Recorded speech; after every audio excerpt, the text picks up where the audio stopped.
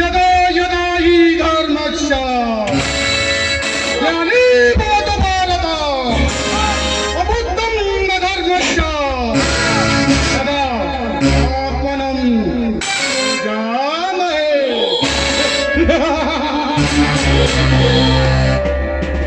ಏನಪ್ಪ ಈ ಕಾನಾಯಕ ಬಾಯಲ್ಲಿ ಶ್ಲೋಕನ ಅಂತೀರ?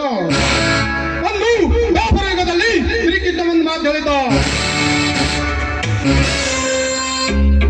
ಎಂದು ಈ ಭೂಮಿ ಮೇಲೆಯೋ ತಾಂಡವಾಡುತ್ತೆಯೋ ಅಂದು ನಾನು ಈ ಭೂಮಿಗೆ ಬಂದು ಧರ್ಮ ಸ್ಥಾಪನೆ ಮಾಡುತ್ತೆ ಎಂದು ಹೇಳಿ ಉಪದೇಶಿಸಿ ಎಂಟು ಮರೆಯಾದ.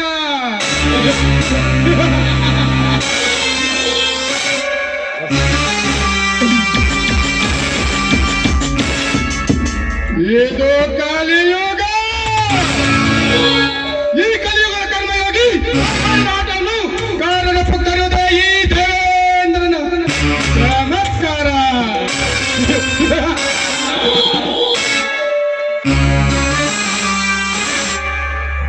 ಈ ದಿನ ಸಮಾಜದಲ್ಲಿ ಇವನ್ ಕಂಡ್ರೆ ಇವನಾಗಲ್ಲ, ಇವನ್ ಕಂಡ್ರೆ ಅವನಾಗಲ್ಲ.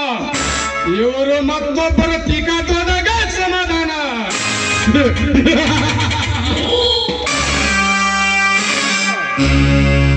ನೀವು ಅಲ್ಲೇ ಇರಬೇಕು, ನಾನು ಇಲ್ಲೇ ಇರಬೇಕು. ನೀವುಗಳು ಒಂದಾದ್ರೆ ನನಗೆ ಬಿಡಲ್ಲ, ನಾನು ನಿಮಗೆ ಒಂದಾಗೋ ಬಿಡೋಲ್ಲ.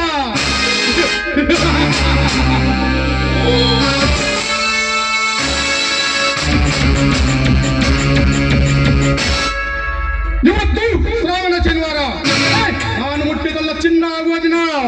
ಈ ನನ್ನ ಜನ್ಮದಿನದಂದು ಯಾವುದರ ಒಂದು ಸುಂದರ ಹೆಣ್ಣು ಚಿಂಕೆ ಮರಿಯನ್ನು ಹಾಕಿಕೊಂಡು ಒದ್ದು ಇಟ್ಟಾಗಲೇ ನನ್ನ ಜನ್ಮದಿನಕ್ಕೆ ಒಂದು ಕಳೆ.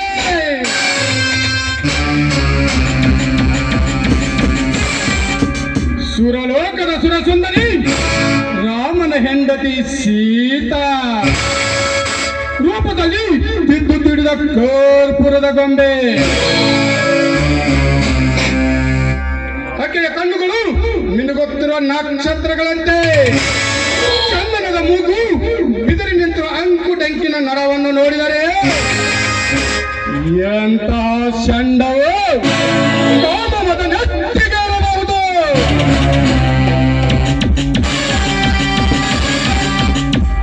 ಸುಕುಮಾರಿಯನ್ನು ಎತ್ತಿ ಹಾಕಿಕೊಂಡು ಬಾ ಅಂತ ನನ್ನ ಅಂಗರಕ್ಷಕರನ್ನು ಕೊಟ್ಟು ಕಳಿಸಿದ್ದೇನೆ. ಏಕೆ ಬರಲಿಲ್ಲ? ಬರಲಿ ಬರಲಿ, ನಿಧಾನವಾಗಿ ಬರಲಿ.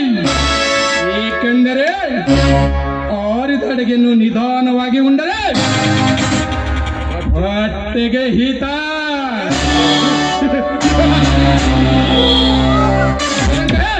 ಸುಂದರ ಹೆಣ್ಣನ್ನು ಅನುಭವಿಸಬೇಕಾದ್ರೆ ಅವಸರ ಪಡಬಾರದು.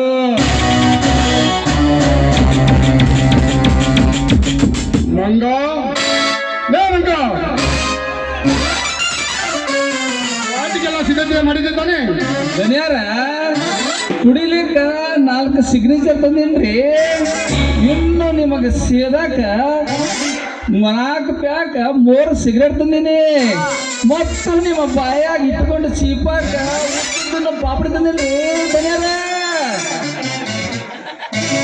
ಆಯ್ತು, ಊಟಕ್ಕೆ ಏನಾದ್ರು ವಿಶೇಷ ಸಿದ್ಧತೆ ಮಾಡು. ಅದಕ್ಕೆ ಚಿಂತೆ ಮಾಡ್ತೀರಿ? ಸಂಧಿ ಮನೆ ಸಂಘ ಹೇಳಿ ಲೈಟ್ ಇಲ್ಲದ ಕತ್ತಲು ಕೊಡಿ ರೂಮ್ ಬುಕಿಂಗ್ ಮಾಡಿ ಬಂದೇನ್ರಿ ದನಿಯಾರ ನಿಮಗೆ ಊಟ ಬಿಡಕ್ಕ.